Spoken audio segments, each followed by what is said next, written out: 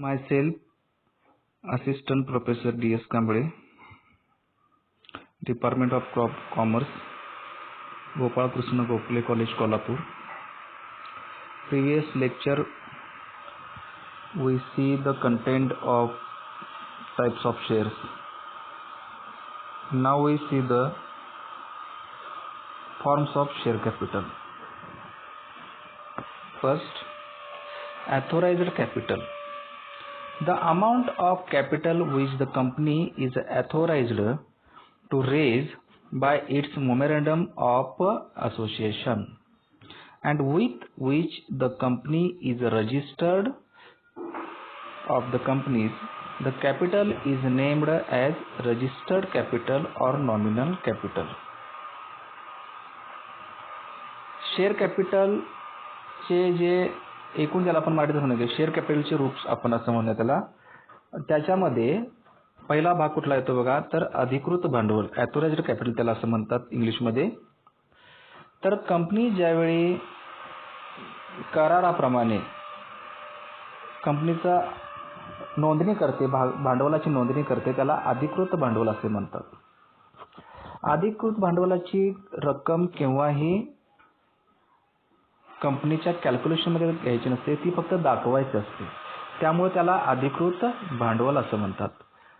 म्हणजेच काय, कराराप्रमाणे नोंदणी झालेले भांडवल त्याला म्हणतात authorised capital. Second, it is that issued capital. It is that part of the authorized capital which is issued to the public for subscription and to vendors in case of purchase of a business or assets. Out of 50,000 shares, the company may issue only 30,000 shares to the public. In this case, the issued capital is 30,000 shares of rupees 10 each is equal to rupees 3 lakh. Issued capital म्हणजे काय तर वाटप केलेले भांडवल. वाटप केलेले भांडवल म्हणजे काय, नोंदणी झालेल्या म्हणजे अधिकृत भांडवलापैकी कंपनीने जे भांडवल वाटप केलेले प्रत्यक्ष भागधारकांना त्याला म्हणायचं वाटप केलेले म्हणजेच काय, वाटप केलेले भांडवल त्याला म्हणायचं issued capital. Third part, subscribed capital. It is that part of the issued capital which is taken up or purchased by the public and the vendor. If out of the 30,000 shares issued, if the public has applied for 25,000 shares only, the subscribed capital will be 25,000 shares of rupees 10 each, rupees 2,50,000. एकूण कंपनीने वाटप करायला केलेले भांडवल जे असेल त्यापैकी एकत्रित आलेली जी रक्कम असेल किंवा भागधारकांनी ज्यावेळी प्रतिसाद दिला असेल त्या प्रतिसादापैकी जी वर्गणी जमा झाली असेल त्याला म्हणायचं सबस्क्राइब्ड कॅपिटल. म्हणजे त्याला मराठीत म्हणतात वर्गीकृत भांडवल असे म्हणतात. Called up capital. Called up capital म्हणजे काय तर बघा, though the shares are in the above examples of rupees 10 each, the company may not call full amount of rupees 10 per share on the shares subscribed. The company demands only that portion of the value of the shares which it considers sufficient for the time being. This is called up capital. Suppose in the above examples, if the company demands only rupees 7 per share, the called up capital is 25,000 shares of rupees 10 each. Rupees 7 per share called rupees 1,75,000. ज्यावेळी company अधिकृत भांडवलापैकी ज्यावेळी वाटप करते आणि ज्यावेळी भागधारकांच्या प्रतिसादापैकी वर्गीकृत भांडवल केलं जातं त्यावेळी कंपनी स्टेप बाय स्टेप भांडवल मागत असते, त्याला म्हणायचं कॉल्ड अप कॅपिटल. त्यानंतर paid up capital.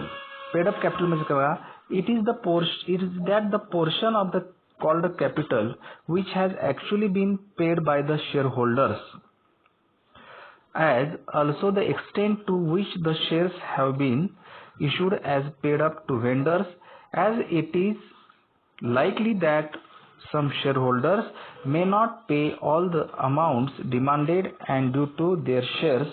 Suppose in the above examples of rupees 1,75,000 on their shares, actual amount received from the shareholders is rupees 1,50,000. Then the paid up capital is rupees 1,50,000 and the calls in arrears rupees 25,000. अधिकृत भांडवलांतर वाटप केलेले भांडवल, वाटप केल्यानंतर वर्गीकृत भांडवलांतर कंपनीनं मागवलेलं भांडवल आणि त्यापैकी कंपनीला मिळालेले जे आहेत भागधारकाकडून जे पैसे आहेत त्याला म्हणायचं पेड अप कॅपिटल. आणि शेवटचा प्रकार कोणता आहे बघा, तर reserve capital. It represents that portion of the subscribed capital which has not been called up and which the company by socially resolution had decided not to call up except in the event of and or for the purpose of winding up. The share capital taken in the above examples.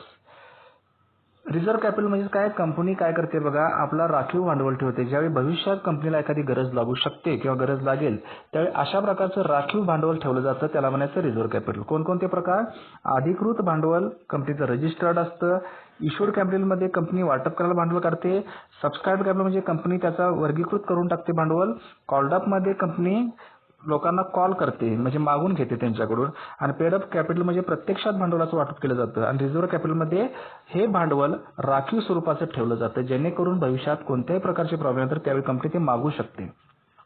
आता forms कसे येतात बघा, steps कशा येतात.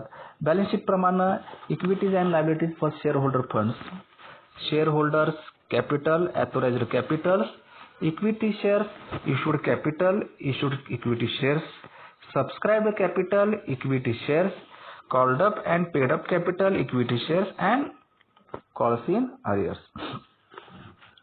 Shares can be issued at par, at face value of shares, or at premium at more than face value,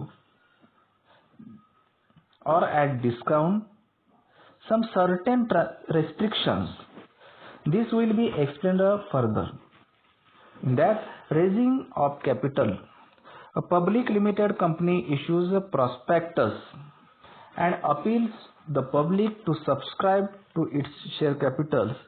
The intending shareholders then apply in a prescribed form for the number of shares they intend to purchase along with the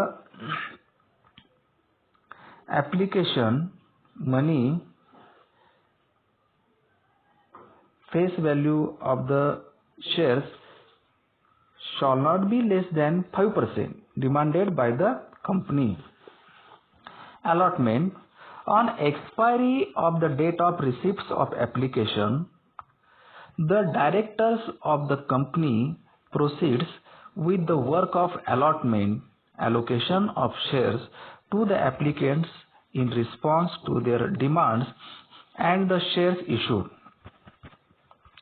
The application money of the applicants to whom the shares are not allotted is refunded, and the excess application money received from the applicants to whom less number of shares are allotted, then the number of shares applied for its transfer to allotment and calls depending upon quantum of surplus amount received.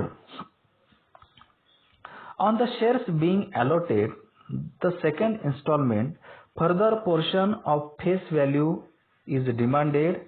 It is called allotment money. A letter of allotment is sent to each applicant to whom the shares are allotted, informing him of number of shares allotted and asking him to pay the second installment or allotment money due from him. Calls on shares, installment demanded towards the payment of unpaid balance after allotment money are termed as calls, and if the installments are more than one, if they are serially numbered as first call, second call, etc.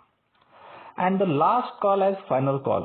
Unless the articles prohibited, the directors can call from the shareholders the full amount due either in one or more installment according the company's table.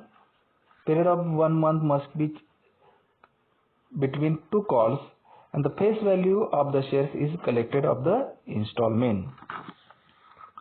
कंपनीचे जी रूपं आहेत, अधिकृत भांडवल, वर्गीकृत भांडवल, वाटप केलेले भांडवल, मागणी केलेले भांडवल, त्यानंतर राखीव केलेले भांडवल. त्यानंतर कंपनी सुरुवातीला जनतेला आवाहन करते, प्रॉस्पेक्टसच्या माध्यमातून प्रसिद्ध केली जाते जाहिरात प्रसिद्ध केल्यानंतर सुरुवातीला जनता ही अर्जधारक असते. ठराविक रक्कम बँकेमध्ये भरली जाते आणि त्यानंतर कंपनी ज्यावेळी ह्या लोकांचे प्रस्ताव स्वीकारते, अर्ज स्वीकारते, त्यावेळी ते भागधारक होतात. भागधारक झाल्यानंतर काही अंशी ज्यावेळी रक्कम भरली जाते, काही ठराविक रक्कम कंपनीमध्ये भरावी लागते आणि उर्वरित रक्कम कंपनी त्यांच्या डिमांड्स प्रमाणे मागवत असते. त्याला म्हणायचं फर्स्ट कॉल, सेकंड कॉल किंवा थर्ड कॉल किंवा लास्ट कॉल. कंपनीच्या सोयीनुसार असे कॉल्स हे क्रिएट केले जातात. त्यामुळं कंपनीचं एकंदरीत जर प्रोसिजर बघितली तर पहिला डिस्प्ले ऑफ इन्फॉर्मेशन, त्यानंतर पहिला माहिती प्रकाशित केली जाते, त्यामध्ये बँकेमध्ये अर्जदार पैसे भरतात, त्याच्यानंतर ठराविक प्रस्ताव स्वीकारल्यानंतर कंपनीकडून भागधारकांनी रक्कम भरल्यानंतर ते भागधारक होतात आणि नंतरचे कॉल हे कंपनीच्या मार्फत क्रिएट केले जातात. शेअर्समध्ये कोणकोणते प्रकार येतात बघा. शेअर्समध्ये जी रूपं आहेत ती कोणती, शेअर कॅपिटलची रूपं कोणते आहेत किंवा शेअर कॅपिटलचे प्रकार कोणते आहेत बघा. Authorised capital, issued capital, subscribed capital, called up capital आणि रिझर्व्ह कॅपिटल. थँक्यू.